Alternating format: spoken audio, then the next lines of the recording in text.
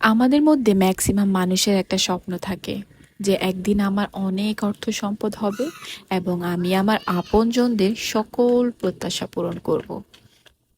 আপনি কি জানেন যে আপনার আপনজনদের আপনার নিকট যে প্রত্যাশা তা আপনি কখনোই পূরণ করতে পারবেন না? ধরুন আপনি 10 টাকার মালিক, আপনার আত্মীয় স্বজনদের আপনার কাছে যে প্রত্যাশা তা পূরণ করতে আপনার 15 টাকা প্রয়োজন। আপনি অনেক কষ্টে এই 15 টাকা অর্জন করলেন। এখন কি হবে? এখন আপনার আপনজনদের আপনার কাছে প্রত্যাশা হবে 20 টাকা সমমূল্যের। আপনি আবার 20 টাকা অর্জন করলেন। এখন আপনার আত্মীয় স্বজনদের আপনার কাছে যে প্রত্যাশা তা হবে 30 টাকা সমমূল্যের। আপনি সারা জীবন এর পিছনে ছুটে যাবেন।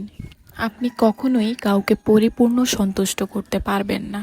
সেজন্য আমি বলি কি, আপনি আপনার জীবনে যাই করবেন একমাত্র আল্লাহর সন্তুষ্টির জন্য। মনে করবেন এর বিনিময়ে আপনি পরকালে এর প্রতিদান পাবেন। আপনি মনে রাখবেন আপনার হালাল রুজির কোনো দানই বৃথা যাবে না।